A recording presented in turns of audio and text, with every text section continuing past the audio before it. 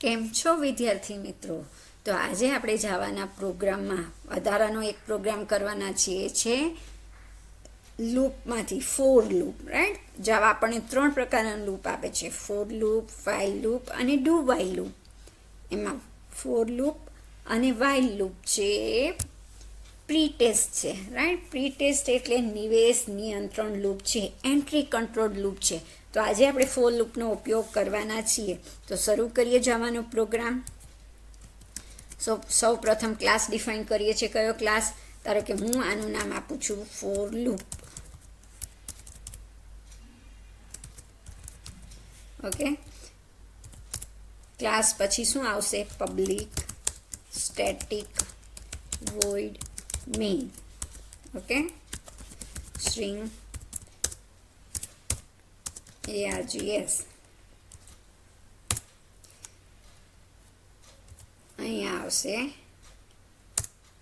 આનો block, main block. પછી તો કે પછી આપણે કરવાનું છે ફોર લૂપનો ઉપયોગ. સો ફોર ઓલવેઝ, ફોરની અંદર 3 એક્સપ્રેશન આવે. એક્સપ્રેશન 1માં ઇનિશિયલાઇઝ કરવાનું, જેમ કે આઈ ઇન્ટીજર આઈ છે એની વેલ્યુ આપણે 0 આપીએ. પછી આઈનું કન્ડિશન. પછી એક્સપ્રેશન 2 છે ઓલવેઝ શું હોય? શરત હોય. ઓકે, કે આ લૂપ ક્યાં સુધી ફરવું જોઈએ? તો કે આઈની વેલ્યુ 10 કરતાં ઓછી હોય ત્યારે. અને ત્રીજું છે ઇન્ક્રીમેન્ટ કરવાનું કાઉન્ટર વેરિયેબલ છે આઈ પ્લસ પ્લસ. ઓકે, અને અહીંયા હું પ્રિન્ટ કરાવું છું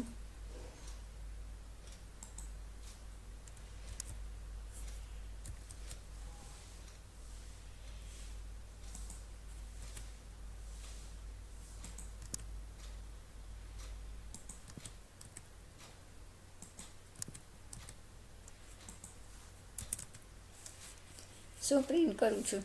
તો કે આઈ પ્રિન્ટ કરાવું. System dot out dot println આઈની વેલ્યુ. ઓકે, અહીંયા ફોર લૂપ પૂરો થાય, અહીંયા મેઇનનો બ્લોક પૂરો થાય અને અહીંયા ક્લાસનો બ્લોક પૂરો થાય. Okay,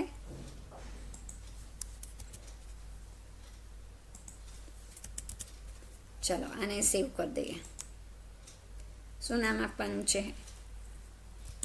four underscore loop L capital dot જાવા.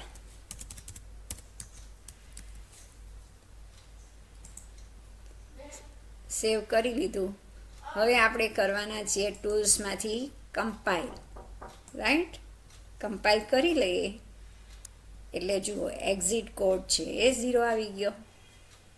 બરાબર, એક્ઝિટ કોડ 0 આવ્યો એટલે હવે આપણે પ્રોગ્રામને રન કરીએ.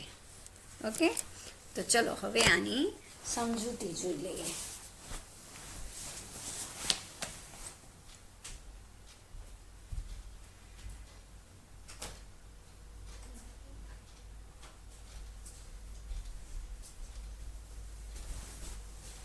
સમજૂતીમાં શું જોઈએ?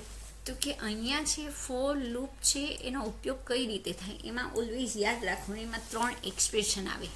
રાઈટ, જે પહેલું એક્સપ્રેશન છે એમાં આપણે વેરિયેબલને ઇનિશિયલાઇઝ કરવા પડે. જેમ કે મેં અહીંયા આઈ લીધો છે, તો આઈ છે કેવા પ્રકારનો હશે? ઇન્ટીજર પ્રકારનો, અને એની શરૂઆતની વેલ્યુ હશે 0. ઓકે, પછી સેમિકોલન, એ એની સિન્ટેક્સ છે. સેમિકોલન પછી શું આવે? તો કે ઓલવેઝ શરત આવે કે આપણું આ જે લૂપ છે, લૂપ એટલે શું? તો કે જ્યારે આપણે કોઈ કાર્ય છે વારંવાર કરવું હોય, જે વસ્તુનું આપણે પુનરાવર્તન કરવું છે, તો આપણે આ loop, four loop, while loop, do while લૂપનો ઉપયોગ કરીએ છીએ. આ લૂપ ક્યાં સુધી રિપીટ થવું જોઈએ? કે જ્યાં સુધી આઈની વેલ્યુ 0માંથી 10 કરતાં ઓછી હોય ત્યાં સુધી. રાઈટ, તો અહીંયા આઈ પ્લસ પ્લસ, તો આ પ્લસ પ્લસ છે એ શું છે? રાઈટ, ઇન્ક્રીમેન્ટ ઓપરેટર છે. એ શું કરશે? આઈની કિંમતમાં 1નો વધારો કરશે અને આઈ પ્રિન્ટ કરશે. System dot out dot println. તો જોઈએ પહેલાં અહીંયા 0 પ્રિન્ટ કર્યું, આઈની ઇનિશિયલ વેલ્યુ 0 હતી. પછી આઈ પ્લસ પ્લસ કર્યું એટલે આઈની કિંમતથી 1. રાઈટ, અને ચેક કરશે 1 છે 10 કરતાં નાના છે, તો છે એટલે પ્રિન્ટ કર્યું. ઓકે, પછી 1માંથી 1 વત્તા 1 એટલે 2 થયા. 2 પણ 10 કરતાં નાના છે એટલે 2 પ્રિન્ટ થયા. એ રીતે વેલ્યુ આવશે 8. 8 છે એ 10 કરતાં નાના છે એટલે 8 પ્રિન્ટ કરશે. પછી 8 વત્તા 1 કરશે. આઈ શું છે અત્યારે હવે આપણું 8 છે. 8 વત્તા 1 એટલે 9 થશે. 9 એ 10 કરતાં નાના છે એટલે 9 પ્રિન્ટ કરશે. હવે તો કે 9 પ્લસ 1 થશે. આઈ પ્લસ પ્લસ એટલે 9 પ્લસ 1 એટલે હવે શું થશે? 9ની જગ્યાએ આઈની કિંમત થઈ ગઈ 10. એક વધારો થયો ને, રાઈટ? હવે ચેક કરે છે કે 10 એ 10 કરતાં નાના છે? નો, 10 એ 10 કરતાં નાના નથી. જેવી શરત ખોટી પડી એ સ્ટોપ થઈ જશે. હવે એ કંઈ પ્રિન્ટ કરશે નહીં, રાઈટ? એટલે આપણને 0 to 9 પ્રિન્ટ કર્યા.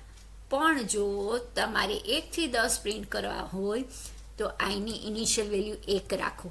ઓકે, આઈની ઇનિશિયલ વેલ્યુ 1 રાખો અને અહીંયા less than or equal to લગાવો. Less than or equal to. Save કરો. પહેલાં આપણે આને ક્લિયર કરી દઈએ અને હવે એને કમ્પાઇલ કરીએ.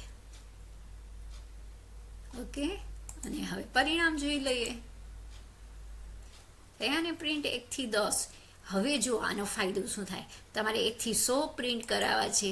સિમ્પલ તમારે અહીંયા 0 આપી દેવાનો તો 1 થી 100 પ્રિન્ટ કરશે. જુઓ,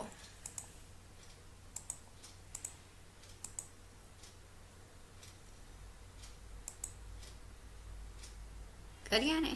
પણ એવું નહીં, તમારે 1000 જોઈતા હોય તો 1000 કરી શકો, રાઈટ? પ્રિન્ટ.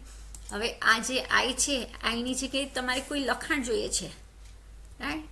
જેમ કે ઇન્ડિયા.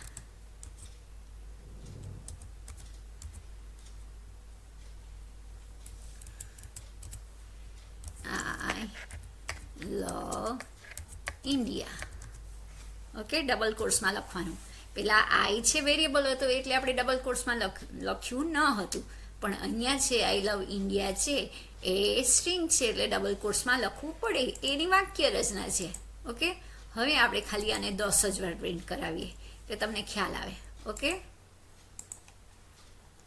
ટૂલ્સમાંથી કમ્પાઇલ કરો, આને ક્લિયર કરી દો પરિણામને અને હવે કરો ગો.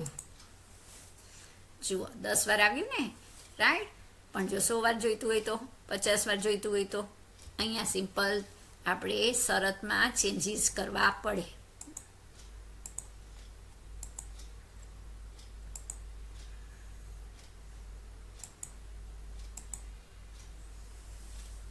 ઓકે, સો ખ્યાલ આવી ગયો બધાને ફોર લૂપ. નેક્સ્ટ ટાઈમ આપણે while loop, do while loop જોવાના છીએ. સો ફોર લૂપ ક્લિયર થઈ ગયું. કેવા પ્રકારનું લૂપ છે? Pre test, right? Entry control અથવા પ્રવેશ નિયંત્રણ લૂપ છે કે જેમાં શરત ખોટી પડે. જો શરત ખોટી પડે એવું આપણે કરીએ, બરાબર ને? અહીંયા આઈની કિંમત 1 છે અને હું અહીંયા આઈની વેલ્યુ લેસ ધેન 1 આપું. ઓકે, શરત ખોટી પડશે એટલે 1 પણ વાર પ્રિન્ટ થશે નહીં. જોજો પરિણામ. અહીંયા આઈની વેલ્યુ શરૂઆતની 1 છે અને આપણે શરત આપી કે આઈની વેલ્યુ લેસ ધેન 0 હોય તો પ્રિન્ટ થવું જોઈએ, રાઈટ? કમ્પાઇલ થઈ ગયું પણ તમને પરિણામ મળશે નહીં. કેમ? તો કે એન્ટ્રી પ્રકારનું લૂપ છે એમાં શરૂઆતમાં જ કન્ડિશન છે, શરત છે, ચેક થાય છે અને જેવી શરત ખોટી પડે તમને કોઈ જવાબ જોવા મળતો નથી. ઓકે, સ્ટોપ થઈ જાય છે, એક્ઝિક્યુશન થશે નહીં. So clear? Okay, thank you for watching my videos and keep learning. વાંચતા રહેજો મિત્રો, પરીક્ષા નજીક છે. પ્લીઝ તમારા મિત્રો સાથે પણ આ પ્રોગ્રામ શેર કરજો, તેમનો કન્સેપ્ટ ક્લિયર થઈ જાય for loop, while loop, do while લૂપનો. Thank you so much. Thank you again and again for watching my video.